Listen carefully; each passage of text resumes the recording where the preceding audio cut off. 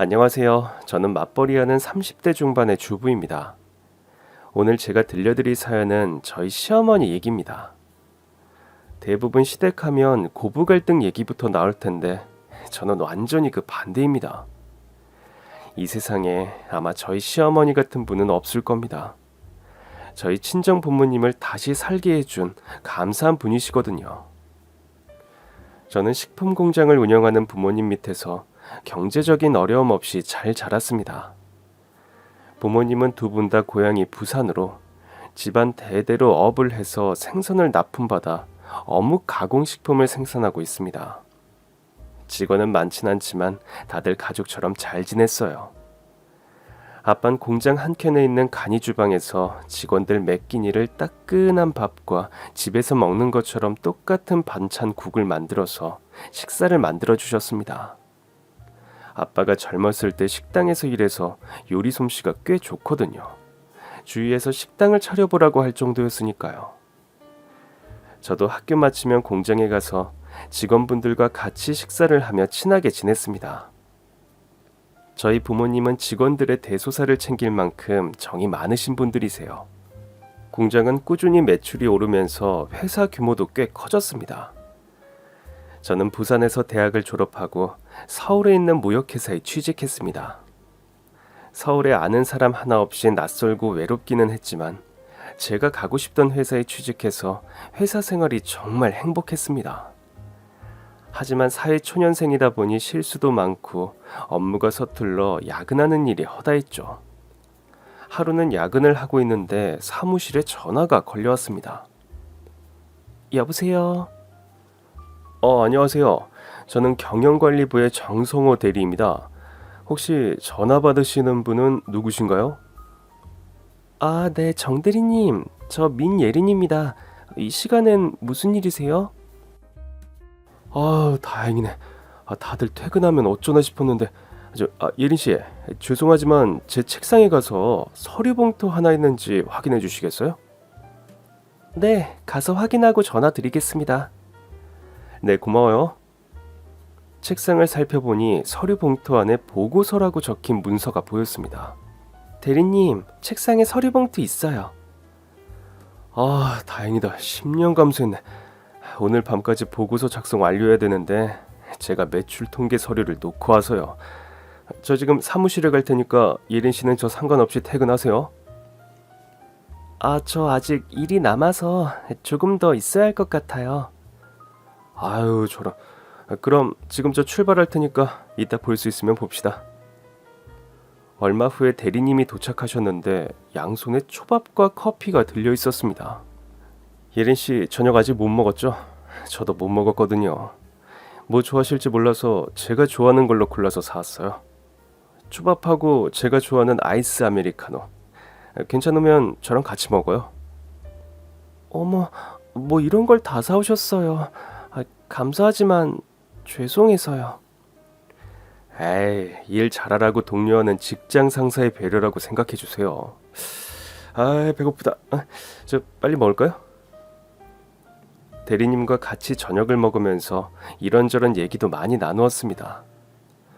대리님은 저희 부서에서 제 바로 윗상사로 회사에선 아주 냉철하고 표정도 항상 무표정이어서 무서워가지고 항상 긴장했거든요.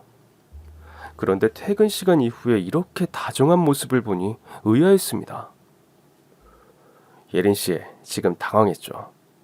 이 사람은 회사에 손 딱딱하고 잘 웃지도 않고 그러더니 지금 완전 다른 모습이네 하고 말이죠. 저도 잘 알아요. 근데 원래 이게 제 성격이에요. 농담하는 거 좋아하고 직원들과 맛있는 거 먹으러 가서 수다 떠는 것도 엄청 좋아하죠. 그렇게 전에 다니던 회사에선 마음씨 좋고 자상한 인기 좋은 직장 상사였죠. 그런데 직원들이 절 만만하게 보고 그중 한 직원이 자기가 승진하려고 절 모함했고 감사팀 조사가 있었죠. 다행히 그 직원이 일방적으로 꾸민 사기로 드러나서 강제 퇴사를 시켰죠. 근데 그 직원은 사적인 자리에서 저에게 형이라고 부를 정도로 정말 친했는데 그 배신감에 정말 힘들었었어요. 그 이후로 사람들이 겁나고 회사에선 그냥 내 마음 드러내지 말고 일만 하자. 그런 마음으로 사무적으로 사람들을 대했어요. 회사 내에서 개인적인 교류는 진짜 무의미하다는 생각이 들었었거든요. 그런 일이 있으셨군요. 많이 힘드셨겠어요. 그래도 전 오늘 대리님의 이런 모습을 다른 직원들도 알면 좋을 것 같아요. 이렇게 다정다감하고 따뜻하신 분이신데 저희가 겉모습만 보고 많이들 오해한 것 같아요. 그래요? 오늘 예린 씨 앞에서 제가 별소리를 다 하네요. 얘기를 나누면서 대리님의 새로운 모습을 많이 알게 되었고, 동시에 측은한 마음이 들었습니다. 그날 이후로 대리님은 정말 제 조언대로 출근할 때 환히 웃으며 경쾌하게 직원들에게 인사를 하고 결제 받을 때도 미소를 지어주었어요.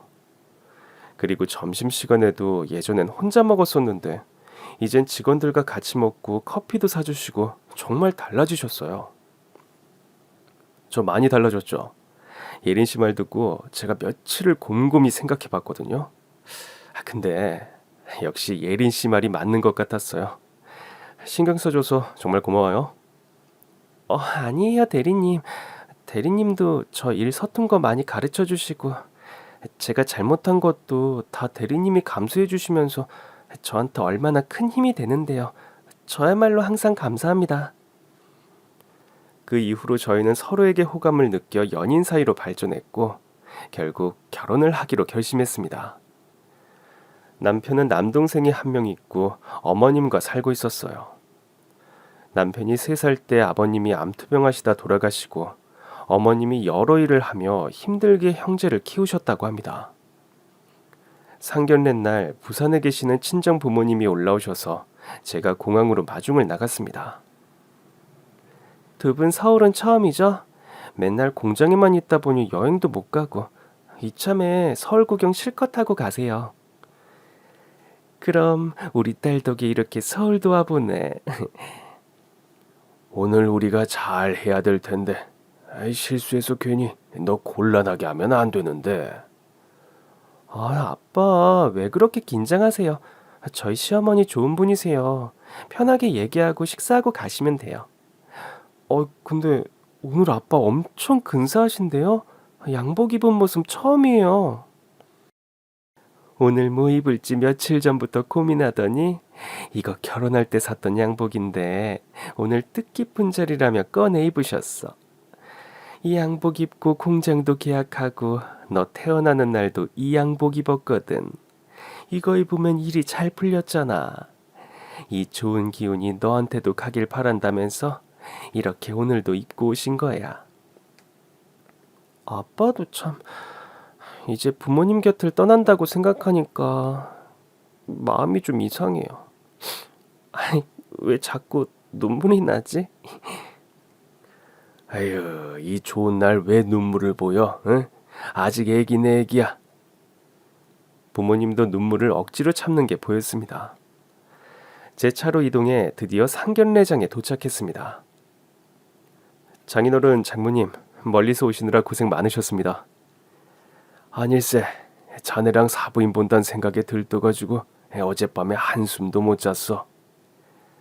저도 두 분 이렇게 봐서 너무 좋습니다. 저희 어머님은 지금 오시는 중이신데 좀 늦을 것 같다고 먼저 식사하고 계시라고 하셨어요. 그래요. 엄마 아빠 시장하실 텐데 우리 먼저 밥부터 먹어요. 이곳은 최고급 한정식집으로 시어머님이 직접 예약을 하셨습니다. 저도 사실 시어머님을 오늘 처음 뵙게 되어서 긴장되더라고요. 아무튼 저희는 우선 식사를 시작했어요.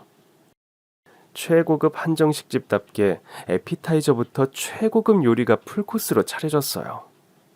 그리고 얼마 지나지 않아 시어머님이 들어오셨습니다. 아유, 늦어서 죄송합니다. 아유, 아닙니다. 저희도 식사한 지 얼마 안 되었어요. 이렇게 좋은 곳을 예약해 주시고 신경 써주셔서 정말 감사합니다. 어머니, 저도 이렇게 처음 뵙네요.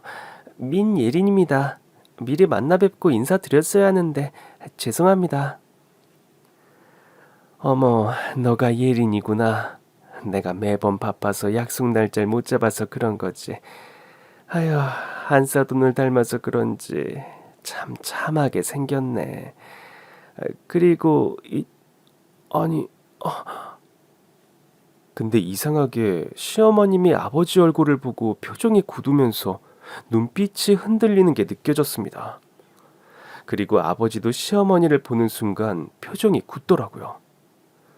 이상하단 생각이 들었지만 두 분이 아무 말 없으시길래 그냥 대수롭지 않게 생각했습니다. 제가 음식점 체인점 사업을 하고 있어서 바쁘단 핑계로 애들한테 신경을 잘 못 썼습니다. 결혼식 준비도 시어머니인 제가 진행했어야 했는데 며느리가 알아서 다 잘하더라고요. 따님을 정말 참 잘 키우셨어요. 저희도 부산 고향에서 가공식품 공장을 하고 있는데요. 바빠서 예린이한테 신경 써줄 여유가 없었는데도 예린이 혼자 이렇게 알아서 척척 잘해왔어요. 그래도 아직 부족한 게 많으니 사돈이 많이 가르쳐 주세요. 아유, 가르치고 말고 할 게 있나요? 이제 우리 식구 됐으니까 사돈 걱정 안 하시게 잘 보듬어 주겠습니다. 근데 예린이 아버님은 하시던 일은 잘 되시고 건강은 괜찮으세요? 아버지를 바라보는 시어머니의 눈에 눈물이 그렁그렁 맺힌 듯이 보였습니다. 네네네. 공장은 잘 되고 있습니다만 이 워낙에 건강 체질이라 아픈 데 없이 잘 지내고 있죠. 사부인도 무탈하시죠? 네, 애들 잘 키우고 사업도 잘 되고 저야말로 잘 지내고 있습니다. 시어머니는 떨리는 목소리를 겨우 참았습니다. 식사 내내 아버지는 시어머니 수저에 맛있는 음식도 얹혀주시고 챙겨주시더라고요. 엄마도 조금 이상하다 생각했지만 딸 자식 잘 부탁한다는 마음에서 챙겨주는 거라 생각했죠. 그렇게 상견례는 잘 끝났고 한 달 후에 식을 올렸습니다. 시어머니는 서방님네와 같이 살고 있었습니다. 서방님은 시어머니와 함께 오랫동안 사업을 같이 하면서 회사 일을 전반적으로 관리하고 있었습니다. 저희는 시댁 근처에 아파트 집을 구해서 틈나는 대로 시댁을 방문해 저녁 식사도 같이 하며 서방님 동서와도 꽤 가까워졌습니다. 시어머님은 서방님과 회사에 매일 출근해서 직접 프랜차이즈 관리를 하다 보니 늘 바빴죠. 시어머니 얼굴 볼 시간이 거의 없어서 주말에도 시댁에 갔다가 시어머니 얼굴도 못 보고 그냥 돌아와야만 하는 일이 많을 정도로 시어머니께서는 일 때문에 바쁘셨습니다. 시어머님은 우리를 못 챙겨줘서 미안하다며 항상 봉투에 용돈을 넣어 어머니 방에 있는 화장대 위에 메모를 같이 동봉하여 올려놓으셨죠. 예린아, 오늘도 내가 바빠서 못 볼 것 같구나. 조만간에 이 시애미가 근사한 곳에서 맛있는 거 사줄게. 이건 미안한 내 마음의 표시야. 이걸로 남편이랑 맛있는 거 사 먹어. 늘 용돈 봉투와 함께 이렇게 손글씨로 쓴 메모지를 남겨주셨어요. 저에게 참 다정다감하시고 너그러우신 시어머니세요. 남편과 저는 같은 부서에서 일하면서 중요한 공동 프로젝트를 맡아 밤늦게 들어오는 날이 많아져서 한동안 시댁 방문도 뜸해졌습니다. 그러던 어느 날 동서에게서 전화가 왔습니다. 형님, 요즘 많이 바쁘시죠? 시간 괜찮으시면 오늘 퇴근하고 저희 식당에 오실 수 있으세요? 드릴 말씀이 있어서요. 동서, 무슨 일 있어? 아니요. 그냥 형님 얼굴 보고 싶어서 그렇죠. 대신 형님 혼자 오셔야 돼요. 나 혼자? 이거 점점 수상한데. 알았어. 일 끝나고 동서 가기로 갈게. 근데 조금 늦을 수도 있으니까 저녁은 먼저 먹어. 네, 형님. 그럼 저녁에 뵐게요. 갑자기 동서가 만나자고 하는 게 무슨 일이 있는 것 같았어요. 전 신경 쓰여서 하루 종일 일이 손에 잡히지 않더라고요. 오늘은 당신 혼자 퇴근해야겠어. 나 약속이 있어. 그래? 오늘 모처럼 당신 고기 사주려고 했는데 내가 한 발 늦었네. 알았어. 편하게 만나고 와. 동서 말대로 남편을 보내고 혼자 동서 가게로 갔습니다. 형님 오셨어요? 우선 시장하실 텐데 저기 식사 차려놨으니까 얼른 식사부터 하세요. 제가 소고기 제일 좋은 걸로 준비해놨으니까 많이 드세요. 알았어. 나 숨 좀 돌리고. 근데 뭘 이렇게 많이 차렸어? 이 비싼 소고기를 겁도 없이 이렇게 막 퍼주면 어떡해? 응? 그러게요. 형님 요즘 계속 일 때문에 힘드셔서 영양 보충 좀 시켜드리려고요. 아휴, 우리 동서밖에 없다. 그래, 많이 먹을게. 그나저나 할 얘기라는 게 뭐야? 그게요. 이걸 형님한테 말해야 되나 계속 고민했는데 어머님이 요즘 주말에 계속 바쁘다고 하시면서 집에 안 계시잖아요. 그렇지. 그래서 집에 갔다가 어머님 못 뵙고 그냥 온 적이 한두 번이 아니었지. 저기 근데 어머니 주말마다 부산에 가세요. 부산에? 거기 체인점 일 보러 가시는 건가? 누구 아시는 분이 계시나 보네. 제가 우연히 방 청소하다가 어머니 화장대 위에서 쪽지를 하나 봤는데요. 형님 친정 아버님이 운영하시는 공장 주소가 쓰여 있더라고요. 아무래도 매주 거기 가시는 것 같아요. 아이, 어머님이 우리 집에 가실 일이 뭐가 있어. 동서가 뭐 잘못 본 거겠지. 설사 우리 친정집에 갈 일이 있으면 나랑 같이 가실 텐데. 아니야, 그건. 난 또 뭐라고. 그 얘기하려고 나 오라고 한 거야? 난 또 심각한 일인가 싶어서 잔뜩 긴장했네. 그런가? 죄송해요. 제가 좀 오버했나 봐요. 형님한테 괜한 소리 했네. 죄송해요. 아니야. 덕분에 오늘 고기 실컷 먹고 가잖아. 전 동서 앞에선 아무렇지 않은 듯이 행동했지만 뭔가 느낌이 쎄했습니다. 상견례 때 저희 아버지와 시어머니 사이에 흐르는 묘한 기류와 그날 돌아오는 길에 시어머니가 제게 아버지 연락처와 공장 주소를 물었거든요. 어머니와 아버지가 예전에 아는 사이인가? 그럼 왜 우리한테 말씀을 안 하셨지? 전 집에 오자마자 엄마한테 전화를 걸었습니다. 엄마, 집에 별일 없지? 그럼 우리야 별일 없지. 넌 시어머니 자주 뵙고 잘하고 있지? 어머님이 워낙 바쁘셔서 얼굴 보기도 힘들어. 엄마, 혹시 우리 어머니 주말에 거기 내려온 적 있어? 뭐? 안 싸더니 이 멀리까지 왜 오셔? 얘도 참 싱겁기는. 왜? 안 싸더니 우리 집에 오고 싶다고 하셔? 아니, 그냥 물어본 거야. 아버지도 잘 계시지? 그럼 너희 아버진 공장하고 결혼했잖니. 하루 종일 거기서 먹고 자고 집보다 공장에 있는 시간이 더 많아. 요즘은 주말에도 공장에 가더라고. 그렇게 일이 바쁜 것 같진 않던데. 주말에 공장에 간다고? 왜? 무슨 일로? 어머, 얘 좀 봐. 너 좀 이상하다. 아빠 얘기하니까 왜 이렇게 흥분해? 아니야. 엄마, 무슨 일 있으면 나한테 바로 전화해야 돼? 그래, 그럼아. 우리는 신경 쓰지 말고 정서방이랑 시어머니께 잘해. 알았어, 엄마. 또 연락할게. 전화를 끊고 머리가 혼란스러웠습니다. 내가 무슨 상상을 하는 거야 하며 절 자책하면서도 왠지 모를 찝찝한 기분을 떨쳐버릴 수가 없었어요. 밤에 잠이 안 와서 뒤척거리니 남편이 물었습니다. 당신 아까 집에 올 때부터 표정이 안 좋던데 오늘 뭐 안 좋은 일 있었어? 아무것도 아니야. 요즘 피곤해서 그런가 봐. 근데 어머니 어떤 분이셔? 예를 들면 아버님 돌아가시고 재혼 생각은 안 하셨어? 아유, 우리 엄마 오직 돈 버는 것만 생각했어. 우리 형제 안 굶기려고 식당에서 열심히 일하면서 돈만 모으셨지. 그러니 남자 사귈 새도 없었고 당연히 재혼할 생각도 전혀 없으셨어. 근데 갑자기 그건 왜 물어? 아, 어머님처럼 능력 좋으신 분이 외롭게 혼자 계신 게 안타까워서. 그 좋은 나이에 여자로서의 행복은 못 누려보셨을 거 아니야.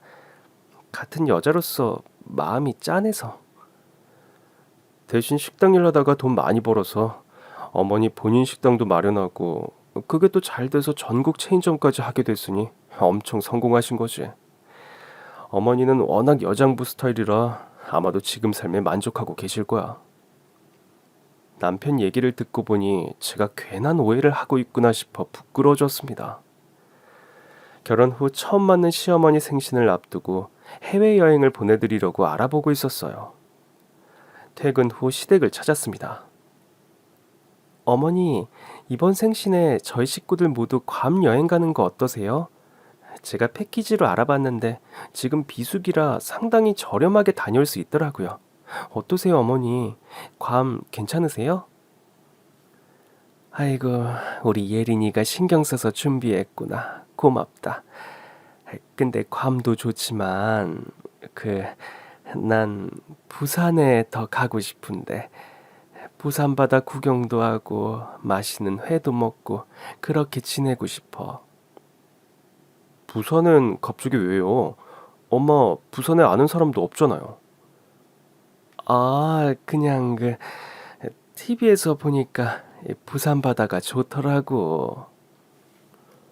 어머니, 저와 살면서 한 번도 부산 얘기 꺼내신 적이 없는데 형님 들어오고부터 계속 부산 얘기 많이 하시는 것 같아요. 형님 친정 부모님이 부산 계시잖아요. 그래서 부산에 가고 싶은 거 아니신가 해서요. 아니야. 내가 의외의 사돈 어른을 만나니 참. 아유, 얘도 참. 그럼 어머님 원하시는 대로 부산에 가요. 그리고 간 김에 저희 부모님도 만나시면 되죠. 아빠한테 맛있는 회도 얻어먹고요. 아유, 그럴까? 시어머니 표정이 밝아지며 굉장히 들떠 보였습니다. 일주일 후 어머니 생신날, 저희 부부와 시동생 부부 함께 시어머니를 모시고 부산으로 떠났습니다. 시어머니는 부산에 도착하자마자 제일 먼저 바다로 가자고 하셨어요. 그리고 바다에 한참을 서 계시면서 눈물을 훔치시더라고요. 어머니, 지금 혹시 우시는 거세요? 아니야. 눈에 먼지가 들어가서 그래. 엄마가 부산 좋아하는 줄은 처음 알았어요. 진작 말씀하셨으면 형이랑 같이 해서 자주 놀러 왔을 텐데. 어머님이 저희 부모님 공장 보고 싶다고 하셔서 부모님이 공장에서 기다리고 계세요. 지금 이동할까요? 그래. 사돈 기다리시겠다. 얼른 가자. 차 타고 가는 동안 시어머니는 창밖을 보며 내내 눈물을 흘리시더라고요. 무슨 일인지 궁금해서 묻고 싶었지만 어머님이 먼저 얘기해 주실 날만 기다리기로 했습니다. 공장에 도착해서 들어가니 부모님이 식사를 준비해 주셨더라고요. 사부인 얼른 오세요.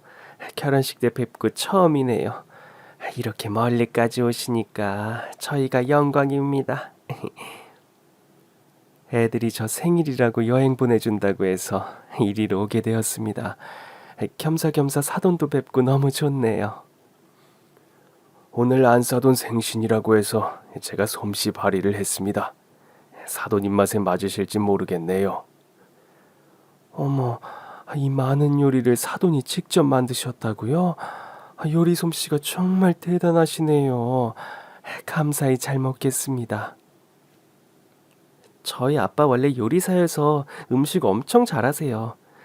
어머니께서 해산물 좋아하신다고 하셔서 부산 바다에서 갓 잡아올린 신선한 해물로 다 준비하셨대요. 아유, 그래. 오늘 몸보신 실컷 하고 가겠다. 자, 너희들도 많이 먹어라. 아이고, 성우야. 내가 트렁크에 뭐 넣고 안 가져왔네. 트렁크에 있는 것들 들어서 가져다 주겠니? 트렁크에요? 네, 제가 가져올게요. 남편은 트렁크를 열고 깜짝 놀랐습니다. 명품 구두, 명품 코트, 명품 시계며 온통 비싼 선물이 가득했습니다. 처음 사돈 어른 집에 방문하는 거라 제가 빈손으로 올 수가 없어서 약소하지만 좀 준비했습니다. 아니 이거 전부 명품이잖아요. 아유 이 비싼 걸. 저 사부인, 마음은 너무 감사한데 저희는 이런 거 받을 자격이 없습니다. 그냥 마음만 감사히 받겠습니다. 아니에요. 저 이것보다 더한 것도 해드리고 싶습니다. 사돈어른 제 마음 아시잖아요. 이런 거 아무것도 아닙니다. 제발 부담 갖지 말고 받아주세요. 그래야 제 마음이 편해요. 시어머니가 눈물까지 글썽이며 간곡하게 부탁하셔서 저희 부모님은 선물을 거절하지 못하고 받았습니다.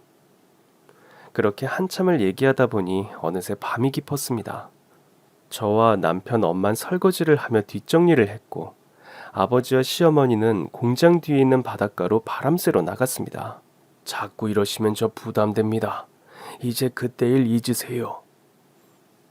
저는 한시도 그 일을 잊은 적이 없어요. 제가 그동안 정식 씨를 얼마나 찾았는데요. 그리고 그날 상견례식장에서 정식 씨 보자마자 얼마나 반가웠는데요. 저도 그날 출례 씨 보고 깜짝 놀랐습니다. 잘 지내고 계신 모습 보니까 정말 좋았어요. 이때 쓰레기를 버리러 가던 엄마가 두 사람의 얘기를 듣게 되었습니다. 엄만 두 사람이 예전에 사귄 사이인 걸로 알고 충격을 받아 그 자리에 풀썩 주저앉았습니다. 그렇게 시어머니 생신기념 부산 여행을 잘 마치고 다시 일상으로 돌아왔습니다. 하루는 회사 장부를 관리하는 서방님이 엄마, 요즘 왜 이렇게 돈을 많이 써요? 보니까 다 부산은행으로 송금됐는데 혹시 거래처인가요? 아, 아는 사람이 돈 좀 빌려달라고 해서. 시어머니는 당황하며 말을 얼버무렸습니다. 그렇게 몇 달이 지난 어느 날 엄마에게서 다급하게 전화가 걸려왔습니다. 예린아 어떡하니 어떡해. 엄마 무슨 일이야? 진정하고 천천히 말해봐요. 회사 문 닫게 생겼어. 경리 부장이 회사 돈을 횡령해 도망갔어. 뭐? 그게 무슨 말이야? 경리 부장이면 아빠 회사에 20년 넘게 근무해서 아빠가 제일 신이 많은 사람인데 돈을 들고 도망갔다고? 말도 안 돼. 아빠나 나도 처음엔 안 믿었지. 근데 몇 년 동안 계획적으로 준비했더라고. 부장 책상에 그동안 조금씩 빼돌린 돈 장부가 있던데 총 합쳐서 100억이더라고. 100억? 경찰에 신고는 했어? 아빠가 신고해서 지금 치명수배 떨어졌어. 경찰이 조사해 보니까 경리 부장이 100억을 주식에 투자해 다 날려버리고 도주한 거래. 지금 대구, 광주, 대전 전국 지역에서 봤다고 신고가 들어오고 있대. 근데 전국으로 도망 다니고 있는데 경찰 말론 잡는 게 쉽지가 않대. 아유 예린아, 그 돈 우리 집 전 재산인데 어떡하니. 엄마, 이럴 때일수록 정신 바짝 차려야 돼. 아빠는 어떻게 하고 계셔?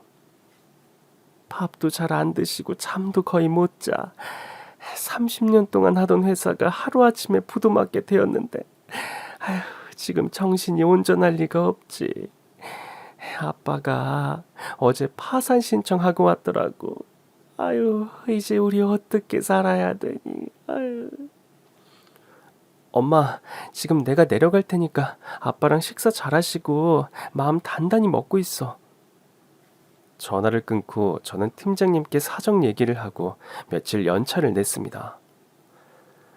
여보, 방금 엄마한테서 전화 받았는데 아빠 회사가 지금 파산하게 됐대. 뭐? 잘 되던 공장이 갑자기 그게 무슨 말이야? 회사 직원이 100억을 횡령해 도망가서 지금 경찰에서 지명수배 내려서 찾고 있는데 쉽지 않나 봐. 그 돈이 부모님의 전 재산인데 결국 아빠가 파산 신청했대. 와, 어떻게 이런 일이. 아주 어떻게 해서든 그 자식 잡아가지고 돈 다 받아내야지. 아마 잡아봤자 돈은 받을 수 없을 거야. 주식으로 다 날렸대.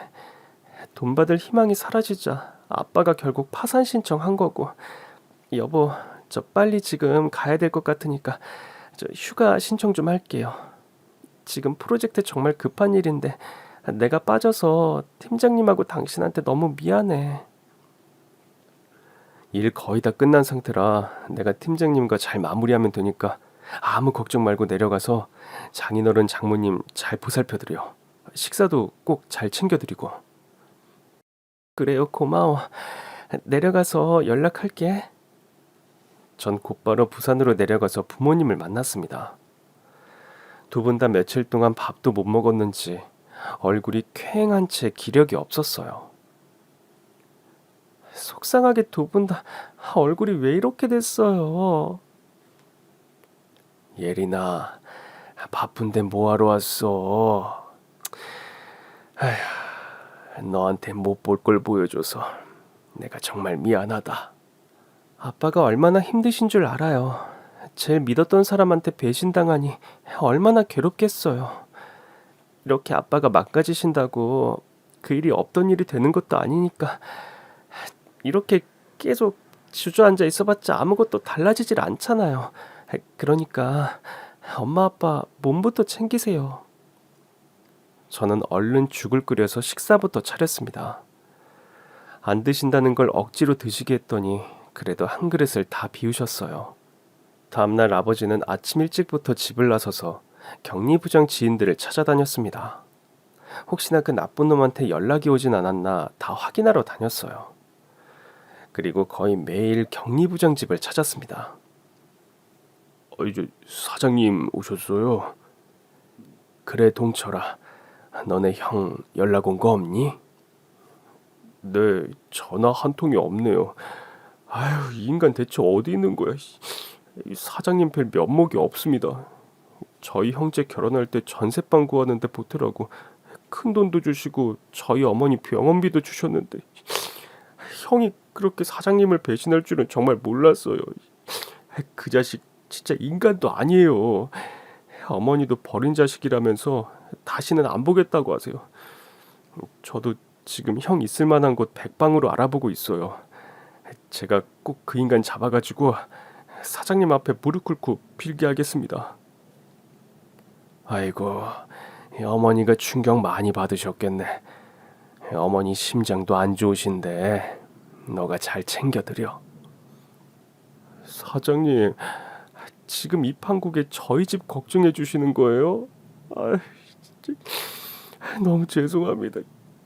사장님 몸부터 잘 챙기세요. 이러다 큰일 나세요. 신경 써줘서 고맙다. 어쨌거나 강 부장 연락 오면 나한테 꼭 전화 줘. 전 우선 경찰서로 갔습니다. 전 이번에 100억 횡령 사건 피해자인 민정식 씨의 딸인데요. 지금 사건 어떻게 진행되고 있나요? 네, 안녕하세요. 저희도 전국으로 수사망을 넓혀서 조사하고 있는데 워낙 주도 면밀해서 꼬리를 잡기가 쉽지 않네요.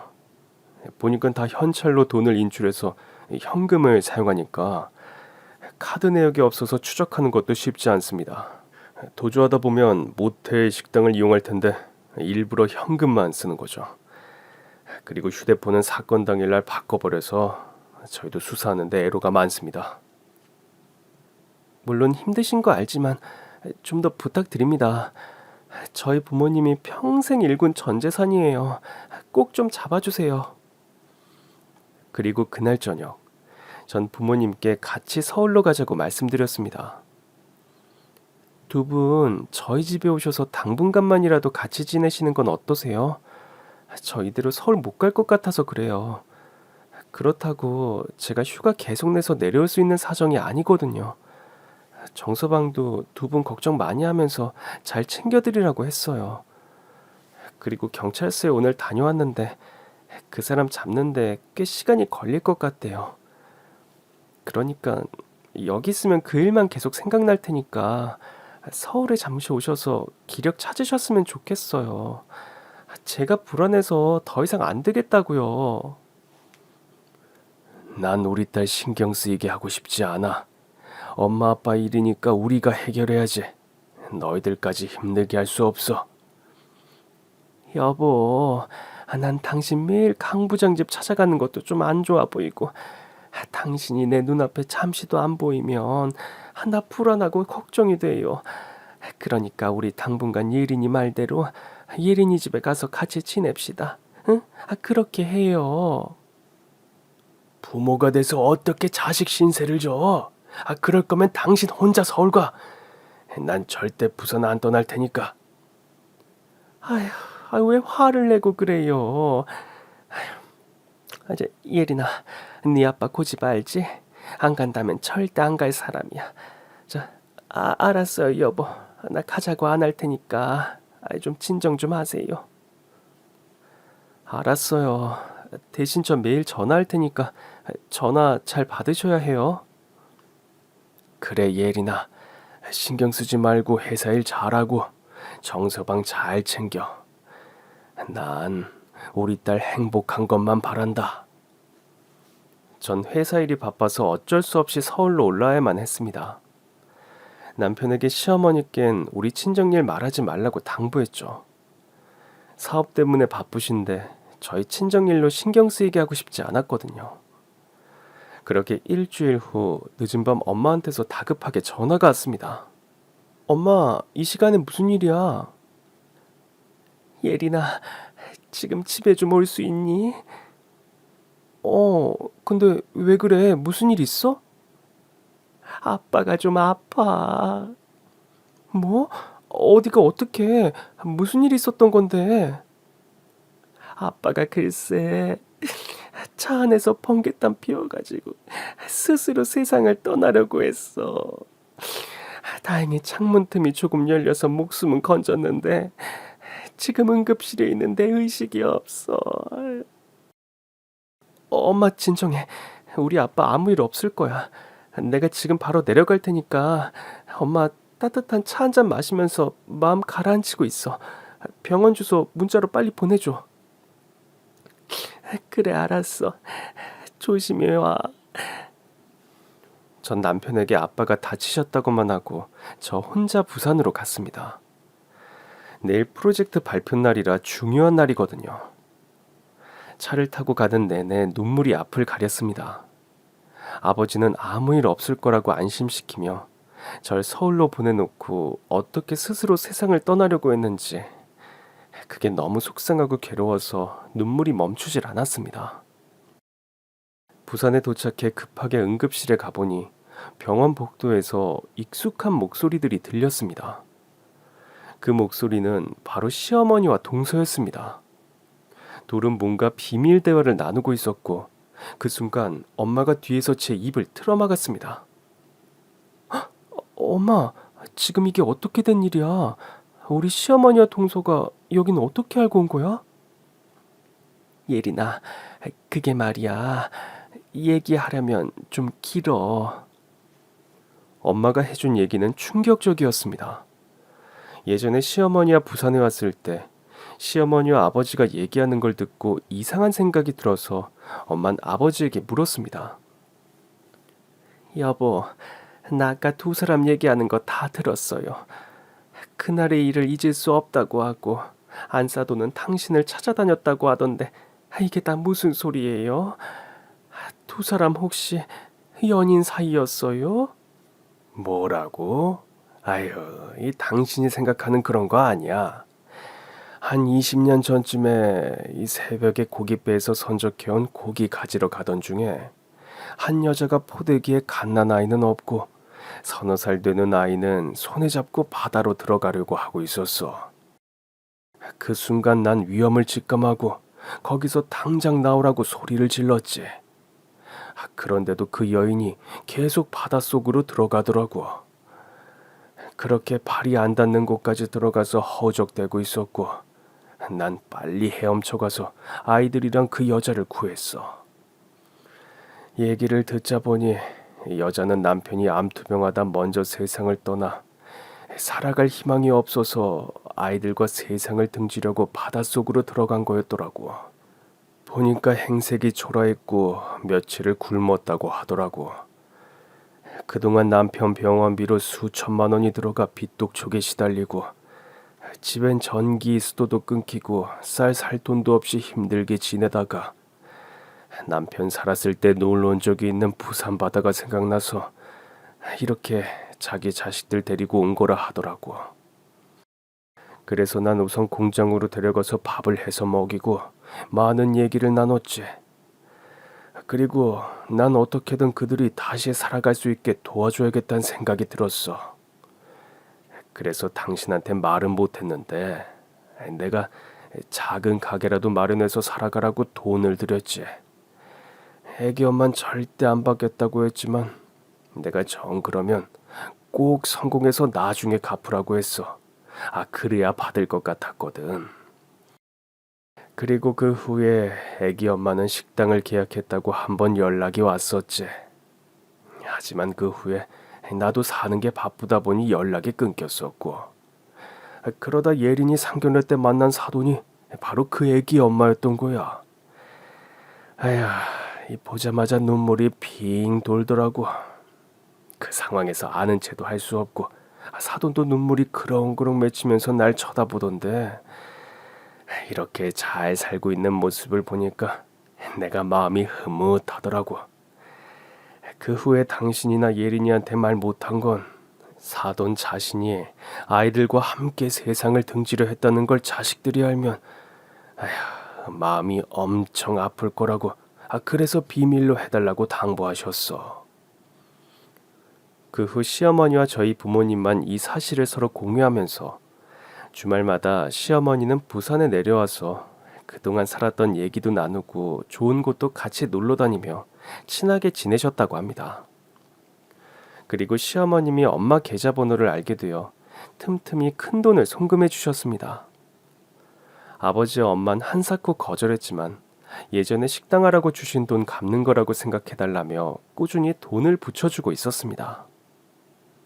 시어머니에겐 생명의 은인인 저희 아버지가 그 옛날 시어머님이 그랬던 것처럼 생을 마감하려고 했단 얘기를 듣고 놀라서 그렇게 시어머니는 동서에게 운전을 부탁해 부랴부랴 같이 내려왔던 겁니다.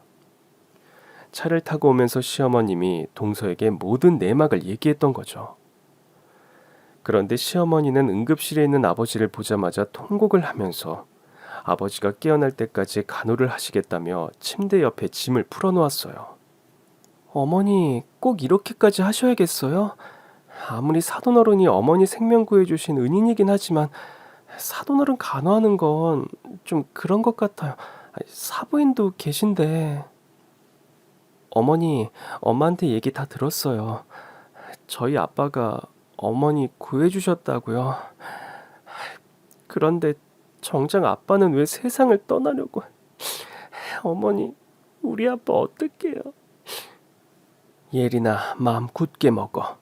사돈어른 아무 일도 없을 거야. 그리고 사부인도 몸 추스르세요.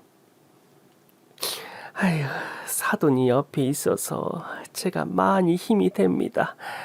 사부인께서 원하신다면 저 사람 옆에서 간호하셔도 됩니다. 네, 감사해요, 사부인. 사돈어른은 저한텐 특별한 분이십니다. 일어나실 수 있게 모든 방법을 총동원할 테니 저한테 맡겨주세요. 의식이 없으신 아버진 뇌수술을 해야 했습니다. 시어머니는 국내 최고의 의사에게 수술을 맡겨서 수술은 성공적으로 잘 끝났습니다. 그렇게 VIP 룸으로 아버지를 옮겨 최고급 장비로 세팅하고 실력 좋은 간호사를 배치했습니다. 수억 원이 넘는 비용을 시어머님이 다 부담했어요. 그렇지만 아버진 일주일째 의식이 없었습니다. 예린아, 아버지는 내가 옆에서 잘 보살펴 드릴 테니 넌 이제 그만 출근하렴. 회사 너무 많이 빠져서 내가 걱정되는구나. 네, 어머니.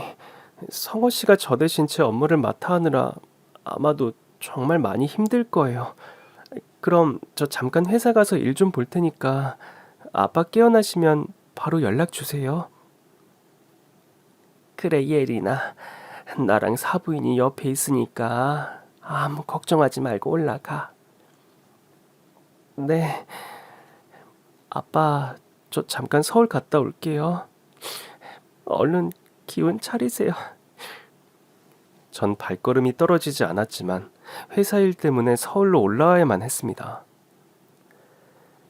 사돈, 어제 한숨도 못 주무셨는데 집에 가서 눈 좀 붙이고 오세요. 제가 사돈 옆에 잘 있겠습니다. 아이고, 이 사돈께 너무 죄송해서 제가 뭐라고 감사의 말씀을 전해야 할지 모르겠어요. 별 말씀을요. 우리 사돈 빨리 일어나시길 함께 기도합시다. 시어머니는 회사 일도 다 내팽개치고 아버지 옆에서 잠시도 자리를 떠나지 않고 간호를 하셨어요. 그리고 늦은 어느 날 밤 아버지의 손가락이 움직이면서 깨어나셨습니다. 아니, 여기가 어딥니까? 아유, 사돈, 정신이 드세요? 저 알아보시겠어요? 어머니는 의식이 돌아오신 아버지의 손을 잡고 통곡을 하셨습니다. 아유, 사돈, 이렇게 깨어나셔서 정말 감사합니다. 어머니의 연락을 받고 저와 남편은 병원으로 갔습니다. 전 아무 말 없이 아빠 가슴에 파묻혀 한참을 울었습니다. 그리고 아빠는 아무 말 없이 제 머리를 쓰다듬어 주셨어요. 그동안 제가 신경 못 써드려서 너무 죄송합니다, 아버님. 이렇게 힘드신 줄도 모르고. 아니야. 다 내가 못나서 그런 거지. 신경 쓰지 마. 당신 이렇게 깨어난 거 다 사돈 덕분이야. 우리나라에서 최고 실력 좋은 의사분 큰돈 주고 모시고 와서 이렇게 좋은 수술 받게 하고 최고급 시설에서 치료 잘 받아서 이렇게 빨리 회복된 거라고. 사돈이 당신 살린 거야. 아유, 그랬군요. 제가 뭐라고 이렇게까지. 예전에 사돈이 바다에서 헤엄쳐가지고 저 바닷속에서 구해준 거에 비하면 이건 아무것도 아닙니다. 이제 아무 걱정 마시고 빨리 건강 회복에만 신경 쓰세요. 아버진 며칠 후 몸이 많이 좋아지셔서 퇴원을 하셨습니다. 하지만 집으로 돌아왔을 땐 다시 끔찍한 현실을 직면해야만 했습니다. 공장은 문을 닫고 집도 경매로 넘어간 상태였습니다. 부모님은 저와 시어머니한테 부담 줄 수 없다고 이런 힘든 상황 얘기를 전혀 안 하셨던 거죠. 부모님은 방 한 칸짜리 월세방을 구해서 생활을 시작했습니다. 아버지는 수산시장에서 집 나르는 일을 하며 돈을 벌었고요. 그러던 어느 날 격리부장의 남동생에게서 급한 전화가 왔습니다. 사장님, 형한테서 전화가 왔습니다. 형이 사장님 뵙고 싶다고, 두 분이서 잘 가던 포장마차가 있다고 거기서 오늘 밤 9시에 뵙자고 했어요. 형 말론 소주 한 잔 사달란다고 전해달랬습니다. 아이고, 이제야 전화 왔구나. 정말 다행이다. 지금이라도 연락 줘서 고맙다. 알겠네. 내 밤 9시에 그쪽으로 가 있겠어. 약속 시간이 되어 포장마차에 가니 격리부장이 먼저 와서 기다리고 있었습니다. 아버지를 보자마자 고개를 푹 숙인 채 흐느끼며 울기 시작했습니다. 사장님, 제가 정말 죄송합니다. 강 부장, 아니, 봉서가 돈이 필요하면 나한테 말을 하지. 왜 그렇게 감당 못할 일을 벌인 거야? 사장님이 저희 가족한테 얼마나 잘했는데 제가 잠시 미쳤었나 봅니다. 돈에 눈이 멀어가지고 앞에 뵈는 게 없었어요. 저희 인간 자식 아닙니다.